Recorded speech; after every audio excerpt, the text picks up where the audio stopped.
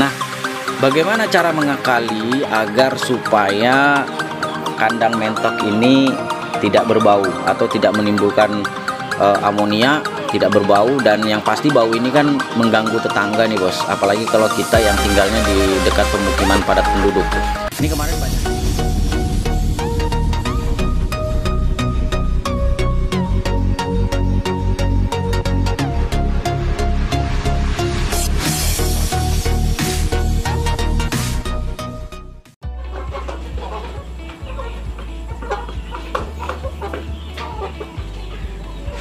Assalamualaikum warahmatullahi wabarakatuh. Selamat pagi, salam sejahtera ya bos. Balik lagi di channel kita Bakal Peternak. Baiklah bos, kali ini kita akan bersharing singkat tentang kandang mentok. Kandang mentok ya. Kandang mentok ini identik sama yang namanya bau. Kenapa? Karena memang mentok ini memang hobi air ya, termasuk unggas yang sangat hobi air selain bebek ya. Jadi tinggal bagaimana kita mengakali agar supaya mentok-mentok ini kandangnya itu tidak berbau. Nah, salah satu yang saya terapkan di peternakan bakal peternak ini, kandang bakal peternak ya. Pertama yang saya lakukan adalah pemisahan bos. Pemisahan seperti yang sudah saya tampilkan di video sebelumnya, antara ayam ya di luar saya berikan jaring pembatas seperti ini. Itu tujuannya supaya apa? Supaya amonia itu tidak mudah naik, karena itu tadi, karena bebek ini hobi sekali main air atau dia menggunakan air jauh lebih banyak ketimbang ayam. Kemudian yang kedua, kandang mentok ini biasanya, kandang entok ini ya, ini di bawah ini pasti basah. Ini pasti basah nih bos, pasti basah.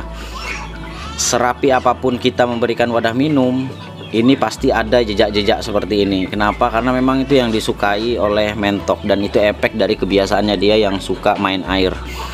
Nah, bagaimana cara mengakali agar supaya kandang mentok ini tidak berbau atau tidak menimbulkan amonia, tidak berbau, dan yang pasti bau ini kan mengganggu tetangga nih bos, apalagi kalau kita yang tinggalnya di dekat pemukiman padat penduduk. Ini kemarin banyak ditanyakan oleh beberapa rekan peternak yang melakukan peternakan sistem hybrid atau campur ya, antara entok dengan ayam. Saya bilang sebenarnya solusinya mudah saja, sebenarnya tergantung dan kembali kepada kita peternaknya ya. Jadi saya pernah juga bos, di lokalan saya ini menemukan satu kandang mentok yang baunya luar biasa. Saya tuh hanya lewat naik motor ya, di sebuah, ternyata itu kandang mentok. Lewat aja bos di jalanan itu baunya udah mantap, pokoknya pakem baunya luar biasa. Nah, inilah yang jangan sampai ini terjadi bila kita melakukan ternak itu di daerah yang cukup padat penduduknya bos. Nah, kalau ayam ini sebenarnya bos, ayam yang baru saya datangkan ini ayam gelanggang sih sebenarnya, cuman saya mau ngambil bibitnya aja, keturunan BK Mangon ya. Ini Mangon saya beli cukup lumayan lah harganya bos, masih anakan gini, umur 3 bulan aja udah harganya udah jos. Oke, kita kembali ke entok ya. Hal pertama yang saya lakukan untuk memastikan memastikan agar dia tidak terlalu becek atau berlumpur, yang saya lakukan adalah menebar ini sekam. Jadi ini di daerah rendah. Jadi ini kalau bisa kita perhatikan bos, ini tanah di sekitar sini tinggi, cukup tinggi ya. Sementara di sini menurun. Ya, di sini menurun, area menurun, dan saya menggantung wadah minum itu di daerah area menurun ini agar air yang tumpah itu bisa langsung ke bawah. Kemudian di bawah itu saya beri sekam. Sekam tujuannya untuk apa? Agar menghindari mentok ini untuk berbecek ria di bawah sana. Ya, jadi begitu air itu ngalir ke bawah, dia mengalirnya di bawah sekam, sehingga mentoknya nggak bisa untuk main air di bawah. Kalaupun dia mau main air, dia pasti di sini. Dan untuk mentok kurang lebih 10 ekor itu bisa menghabiskan air kurang lebih 5 liter sehari semalam. Ya, ini sudah tolak ukurnya bos. Saya udah coba dengan yang ukuran yang 2,5 liter tapi nggak cukup. Dalam sehari semalam pasti 2 kali ngisi. Jadi ini saya pakai yang 5 liter. 5 liter ini baru kemarin ya, ternyata habisnya itu persis 24 jam. Itu nggak habis total sih, masih ada segini tadi, tapi di dalam tangki ini udah habis tuh. Jadi saking derasnya dia pakai air entok ini, jadi ya memang seperti itu. Nah, permasalahannya bagaimana solusinya? Solusinya yang pertama yang saya lakukan selain memberikan sekam tadi, yang kedua saya berikan air minum. Ini saya campur dengan air probiotik, bos.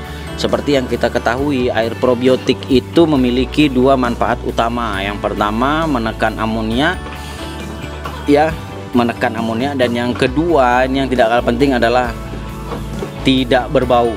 Kenapa? Yaitu tadi karena yang seperti ini itu diurai, bos, sehingga dia tidak berbau. Ya, tidak berbau. Bahkan secara rutin per 3 hari sekali saya melakukan semprot air probiotik itu di area kandang ini. Ini yang paling utama ya. Selain di kandang ayam di luar, ya, di daerah basah seperti itu atau di dalam, itu kandang mentok ini termasuk prioritas utama saya kalau saya menyemprotkan air probiotik. Air probiotiknya seperti apa? Sampean boleh gunakan HCS, SOC ya, EM4, atau menggunakan Rodalon, menggunakan NTJ, ya, itu terserah sampean. Yang mana yang bahan yang ada, intinya air probiotik. Gunakan air probiotik untuk menyemprot wilayah kandang yang biasa basah. Tujuannya yaitu mengurai, bos, supaya tidak berbau dan yang pastinya tidak ada lalat. Dan terbukti, alhamdulillah kemarin banyak keluhan dari rekan peternak yang melakukan sistem hybrid dengan entoknya pada kena mata biru, senot, ya, pada mati. Alhamdulillah entok bakal peternak berkembang ya. Ini seperti kita lihat di dalam ini ada yang bertelur, dan di dalam itu juga ada yang bertelur, dan sepertinya nggak lama lagi mengeram ya. Itu di situ satu box itu kayaknya ada 2-3 indukan karena telurnya lebih 20. Dan untuk pakannya mungkin next aja kita bahas untuk pakan entok, bos ya. Intinya kita kandang mencegah aja dulu agar kandang ini tidak berbau. Dan ini sama sekali nggak ada baunya, bos. Kalau sampai nggak percaya, kita intip keluar ya. Di luar ini persis di pinggir dari kandang mentok ini adalah jalanan, bos. Kalau kita keluar itu sama sekali nggak ada baunya. Kita intip ya. Wah, ini jalan, bos. Nah, di samping itu kan jalan ini, persis di samping ini ke sana itu adalah jalan gang. Jadi kalau dia berbau itu pasti tercium, tapi alhamdulillahnya ini tidak berbau. Dan ini dasar ini empuk. Kenapa? Karena saya menebar sekam ini cukup tebal, sehingga tadi yang saya maksudkan, air yang turun ini langsung berada di bawah sekam ya. Dan semakin ke sini karena di sana area air, semakin ke sini dia akan semakin kering, sehingga ada tempat untuk mentok ini mengeringkan badan. Dan yang bagusnya lagi, dari sana itu pasti ada kena cadangan matahari untuk membantu mengeringkan area ini, bos. Jadi walaupun musim hujan dia tidak berlumpur. Oke, itu saja dulu sharing kita, bos ya, tentang mencegah kandang entok berbau. Dan semoga video bakal beternak bisa terus menginspirasi dan memotivasi sampean untuk terus beternak skala rumahan mandiri, semakin sukses dan semakin sukses, amin. Itu saja video kita kali ini, sampai jumpa di video kita berikutnya. Assalamualaikum warahmatullahi wabarakatuh. Salam sukses, bos.